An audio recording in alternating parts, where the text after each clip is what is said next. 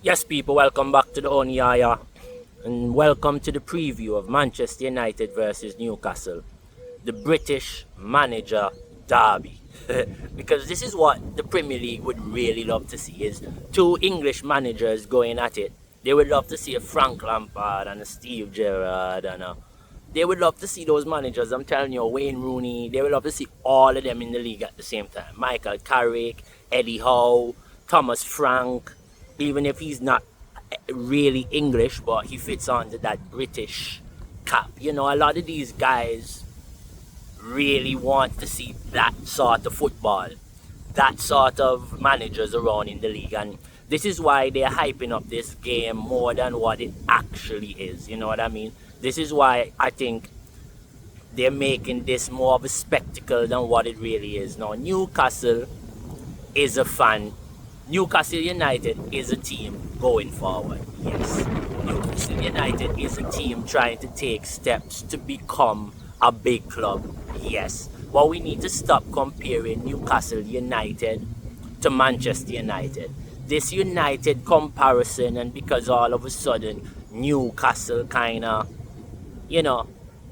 got some money and they got to a final and people start to overhype this thing. And I remember when people were making the comparisons and saying Eddie Howe is a better manager than Ten Hag. He's a better manager than Ruben Amorim. He's a better manager than Ole Gunnar Solskjaer. Let's not kid ourselves. To be honest, the only commonality between Eddie Howe and Ole Gunnar Solskjaer is the fact that Solskjaer and him got relegated, one with Cardiff and one with Bournemouth. But other than that, there's no comparison. Eddie Howe has never came in the top 2 in the Premier League. Eddie Howe has never came in the top 3 in the Premier League. So even him getting Champions League qualification wasn't through Newcastle coming forth. So we need to stop kidding ourselves about what we see going on. Now let's talk about the game. Let's talk about Newcastle for a second, the opposition. Newcastle is a good team now. I mean, we have players being rumored to Manchester United like Sandro Tonali, Bruno Fernandes, which is a really good player. And I think they would add a lot of quality to our midfield. Now, do I think that is what we need in a Bruno Fernandes? As much as people tell me I should be a fan of him, I'm actually not really. I think he's a good player. Don't get that. I'm not saying he's not a good footballer, but the hype that I see people have about Bruno Fernandes is a joke. I don't really understand why people hype him up that much. I see that he has some technique sometimes. I see that he does, he has a few, moments of quality. And yes, he has been one of Newcastle's best players, but I don't even think he's Newcastle's best midfielder. I think Sandro Tonali, right, coming to Manchester United would be one of the best things we can see. Him next to Kobe Mainoo, the aggression with the calmness and comfortability. And what I like about Sandro Tonali is not only can he play well on the half turn, he also plays well with his back to the opposition goal. He's really good coming to get the ball off of the defense and just playing those quick passes with his body still turned. And I think that is such a technique that a lot of people take for granted. But it's not as easy to always try to be that pivot, to be the guy to get on the ball and make something happen. And a lot of times people think it's the Bruno Fernandes that does it. But really look at Newcastle. Really look at how they play. Tonali is the one that gets around the pitch and make things happen. And adding him to our midfield behind a Bruno Fernandes, who I think now is hitting the peak of his life. And now I think over the next year, especially him going into the World Cup, he's going to even hit another peak that we have never seen next season. If Manchester United keeps this momentum going, Bruno Fernandes has a good World Cup. We bring in midfielders to somebody to get on the ball and link play with him, and another one to really put some energy and work and regain possession quickly and allow us to keep the teams and press them up in their half. We are going to be such a dangerous team, right? It's such a dangerous team because we have a right winger that loves to play on the release. We have a left winger that loves to drift around the pitch and make things happen.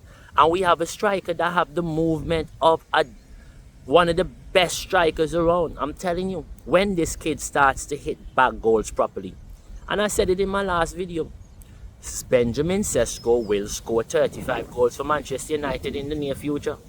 I'm not giving it more than a year or two. 35 goal season pending. Especially the way he's going about playing his game right now. Benjamin Sesko will put us in a position where we see him score 35 plus goals. Now on Bruno Fernandes as well, crazy. There's a stat that he's 2 assists away from being the top or joint top, right, as the most assists at Manchester United. He's on 13 right now. The record is 15. And he's 7 away from joint with the Premier League assists. I reckon he's going to break it. And I reckon he get 2 assists against Newcastle as well. Another one to a Benjamin Sesko. And I think he's going to play in a Brian Mbeumo. And don't be surprised if we score off a corner as well. Because the momentum in which we have against a Newcastle that's struggling, I think we might actually really put some damage onto them tomorrow. I think, especially with the intensity in which, if we start the game with a high intensity, Newcastle is probably one of the only teams I think that can match that intensity, because that is the way they like to play. But that means the game would be open and we have the better players to exploit the spaces that they would give us, which is why I think that we are going to beat them.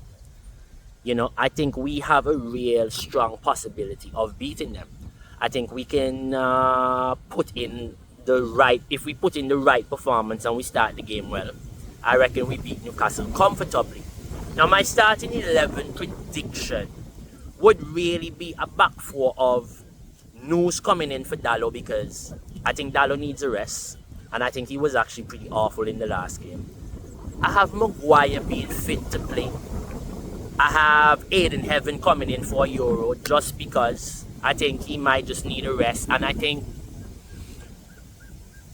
Euro is going to, we need to get Harry back on the right side to deal with the Anthony Gordon threat. I think Euro will struggle with Anthony Gordon just because of his tenacity and his eagerness to move around the pitch, which is why I think Aiden Heaven, Maguire and a Luke Shaw would work. I think also we play a Kobe Mainoo with a Casemiro and we're in the midfield, and up front I honestly think a Josh Wazerski with a Cunha and a Mbeumo again, bringing on a Ahmad and a Sesko as substitutions in this game when the intensity of the game slows down. Newcastle is a bit tired and they have even more spaces to exploit.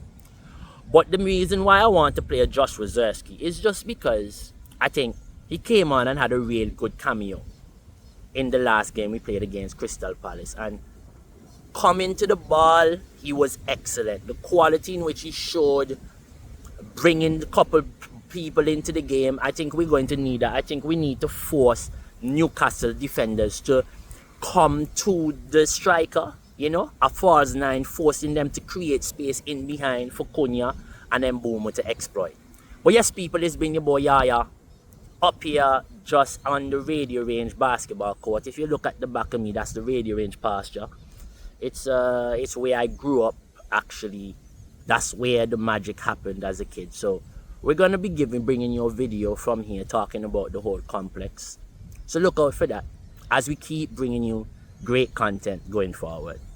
Hope you've been enjoying my videos about the facilities in Antigua and Barbuda and how we can improve them.